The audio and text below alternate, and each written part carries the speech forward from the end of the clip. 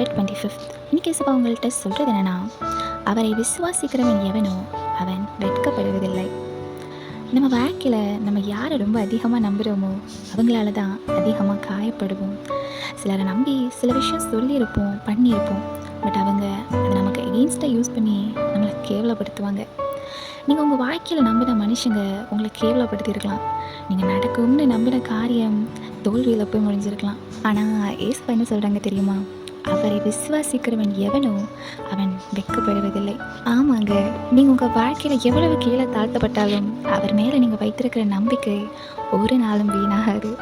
Maybe நீங்கள் நினைக்கலாம், நான் மலை போல நம்பியிருந்த மனுஷங்க எனக்கு துரோகம் செஞ்சுட்டாங்க, பல வருடமாய் பழகின உறவுகள் என்னை மறந்துட்டாங்க, நான் வச்சுருந்த எல்லா நம்பிக்கையும் வீணாகிட்டு நான் என் வாழ்க்கையில் ஒரு லூசராக நிற்கிறேன்னு ஃபீல் பண்ணலாம். பட் டோன்ட் வரி, நீங்கள் உங்கள் முழு இதயத்தோடு அவரை விசுவாசிக்கும்போது நீங்கள் ஒருபோதும் வெட்கப்படுவதில்லை. உங்களை சுற்றி இருக்கிற மனுஷங்க உங்களை மறந்தாலும் அவர் உங்களை மறக்க மாட்டார்.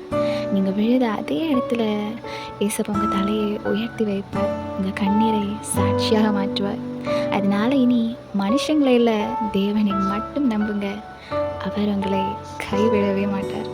Because when you put your faith in Jesus, you'll never walk in shame, you'll walk in grace. Have a blessed day.